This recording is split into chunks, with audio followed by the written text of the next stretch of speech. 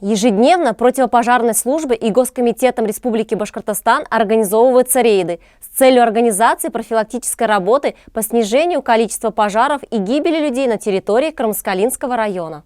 На прошедшей неделе добровольной пожарной команде села Прибельский Кармаскалинского района были вручены комплекты боевой одежды и защитной обуви. Противопожарная служба Республики Башкортостан вам вручает такие летние костюмы. Это в основном для ведения профилактической работы.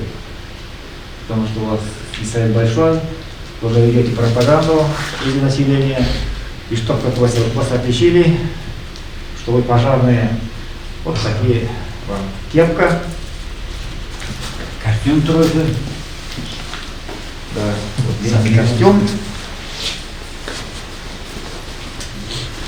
и брюки.